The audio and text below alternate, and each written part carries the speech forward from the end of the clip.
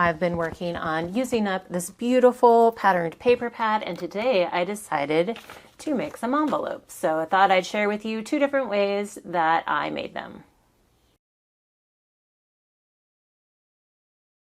Hey guys, it's Beth, welcome. Still working on this Mint Julep pad from Colorbok, and if you have watched, I guess if you really watched my previous video when I was making the notebooks, you heard me complain several times about how thin the paper was. And it is. It's, I want to say, copy weight, paper weight, or copy paper weight. And so I've been struggling to figure out how to use the paper, like what else I can do with the paper other than cards. And I decided to make envelopes because when you have an envelope, sometimes you don't want super thick paper because one, it adds weight, like to your mailing weight if you have depending on what you're mailing. And two, it doesn't always fold really well. So I have made a bunch of envelopes so far. And I've been using my We Are Memory Keepers punch board for most of them, but I also wanted to share with you how you can make them if you don't have the punch board. It's still fairly easy. But I've gone through my pad and I decided that since I only need an 8x8 piece of the pattern paper, I used pretty much all the sheets, excuse me, other than one. I think I've pretty much gone through and used everything. I've either trimmed it down into some card mats or envelopes, and then I still have all of this left to make cards with once I'm done with the envelope. So that is my plan, and I've already made, I'll probably have about 25-ish envelopes when I'm done. So that way, once I make the cards and I go to donate them, the cards will have, coordinating envelopes. I'm going to have way more cards than envelopes, but still, that will work. So one thing I noticed when I pulled out my punch board, I haven't used it in a while for envelopes, and I don't know that I've ever had to make an A2, that I've ever made A2 envelopes with it. Usually I'm making like 6x6, or I think one time I actually needed a 5x7, but it's rare that I need an A2 size envelope. So I was looking at the sizes, and what the punch board has for A2 is 4.5 by 5.5. Well, most A2 cards that I make, or that I've heard people make, they're 4.25 by 5.5 is the card base size. So I don't know why they have 4.5 as the card size. So anyway, I made one envelope like that, and it'll work for an A2 size card, but you can see this is like kind of my envelopes at the end. It's a little wider. And then the ones that I've made towards the end were just slightly longer and then shorter, So it'll still fit an A2 size card. You're just going to have room at the top once you put your card in. So I thought about trying to figure out like how to make it so that it's closer to a normal A2 size envelope. And number one, I just didn't have the brain power this morning. And two, I didn't want to spend the paper trying to get there. So I took to the internet, and sure enough, someone had figured this out for me. And I will link the blog post that I found in the description box below, because she has some other standard like card sizes that maybe the punch board didn't give you or didn't have quite right. So I will link her blog post. But the punch board says to cut your paper at 8 1/8 by 8 1/8. She had you cut your paper just standard 8 by 8, and I found out that it did work better. And then instead of the 3 3/4 score line that the punch board says, you use 3 1/2. So again, her blog post will be linked down below, so you don't have to necessarily remember these dimensions. You can just access it from down there. But so I have put my paper in. I've cut my paper down to 8 by 8 already. And then I'm putting it into my punch board, and I'm lining up with the 3 1/2 mark. And so I tend to score from this line going in, just because it's sometimes harder to find and line up at the top. So I've got my score line, punched my hole, and then I'm going to turn it 90 degrees counterclockwise, line up the score line that I just made with this little notch right here.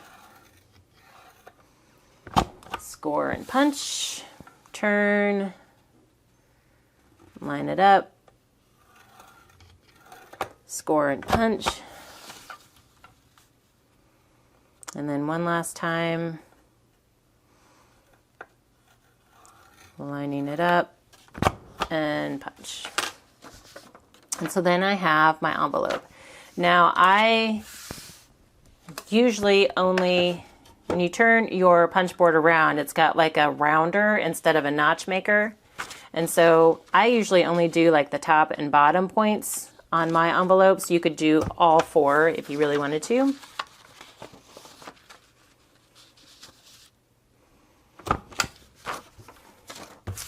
So do that, and then I can scoot that out of the way, and now I can fold up my envelope. And this was, I believe, a much quicker way, because I feel like I would have been making cards for days, which isn't bad. That's not a bad thing, but I'm already going to get a good amount of cards out of this. So once I have everything kind of folded up, I add adhesive to these side flaps, like from point to point. And then I do my bottom flap, I do the bottom sides, and then I come up maybe 2/3 of the way, or 3/4, however you want to quantify that. And then I put it down. And that way that, you know, there's glue on the outside here, and then a little bit glue on the inside there. And then I've just been using my little score knife here to burnish. And then I fold that down. And then I haven't done it on my other ones yet, but what I will do is take some of my thinner score tape. And this is a scrapbook.com roll that kind of got buried in my drawer, and so it got a little squished. But I will just take score tape and add it to the inside of the envelopes here, so that whenever it gets mailed, it can be sealed. Somebody doesn't have to figure out how to seal it.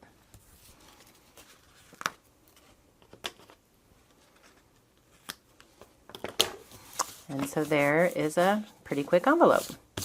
Now you could do it reverse, where you have the pattern on the outside and the white on the inside, but I wanted the white to be on the outside, just so that since I'm donating these, that's way it's easy for somebody to address. They don't have to come up with an alternate label.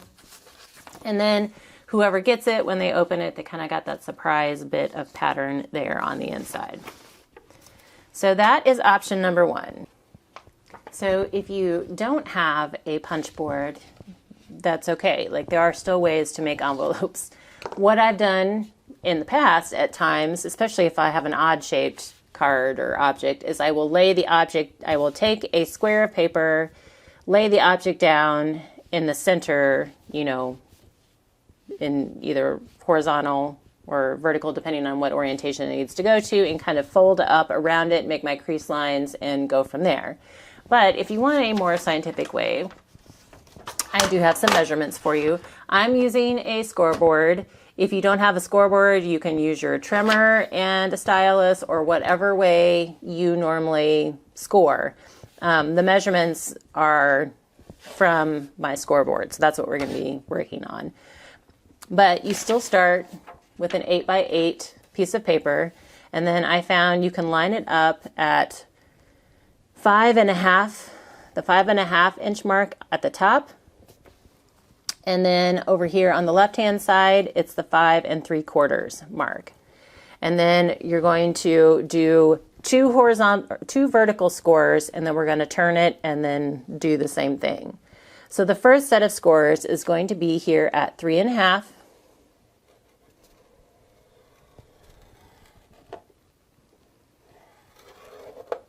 And then we're going to come over to 7 3/4.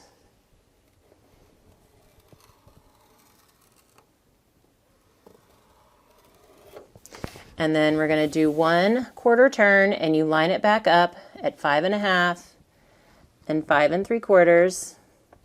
And then you're going to come to the left side at 2 3/4.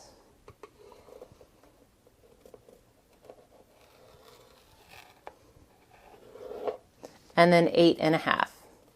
And so these are going to be your little side flaps on the envelope. And then these points were your top and bottom. So that's all you need to do. And then what I find it easiest to do is to go ahead and kind of fold in on your lines so you can, for me it works to be able to see better. So you fold all of your crease marks, and then you're going to see that you have these little triangles on each end, and those need to be cut away. And I cut like kind of just inside the score mark, so the score mark doesn't show where I'm trimming.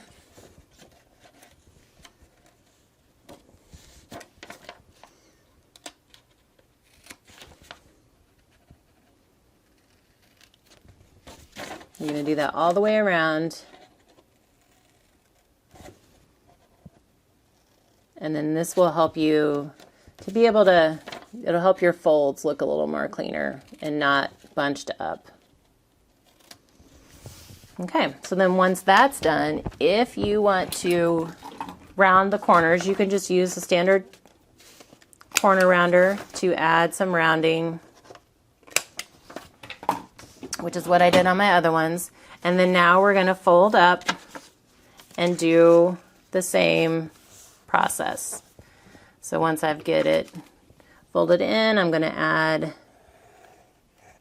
glue to the edge of this flap, this side flap, and then the outside almost up to the top on that bottom flap.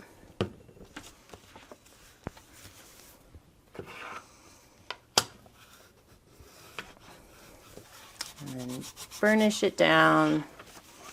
And you can see I got a little off somewhere, and just trim that up. And then we have the top flap that works just as well. So I will do the same thing, adding the tape here so that it can be sealed.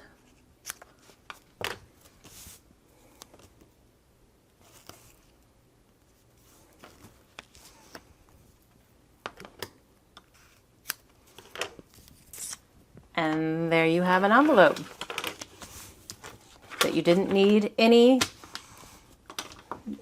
a special tool for. Just your, however you normally score, and something to make your score lines with and glue it up.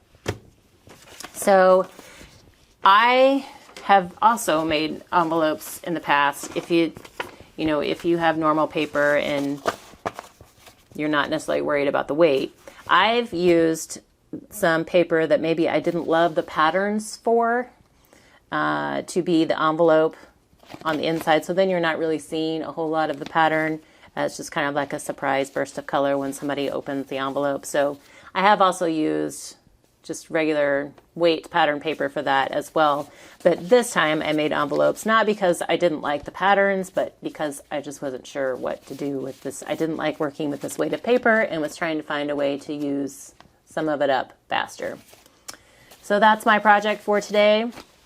This is the third project video that I've had using this Colorbok pad. So if you've missed the sheet load cards or the notebooks I've made so far, I will leave a playlist linked below that you can check that out. Again, the blog post with the alternative A2 envelope measurements using the envelope punch board. That blog post will also be linked for you down below.